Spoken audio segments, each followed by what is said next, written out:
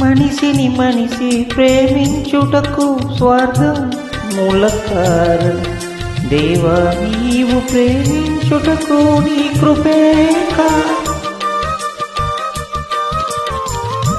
మనిషిని మనిషి ప్రేమించుటకు స్వార్థం మూల కారణం.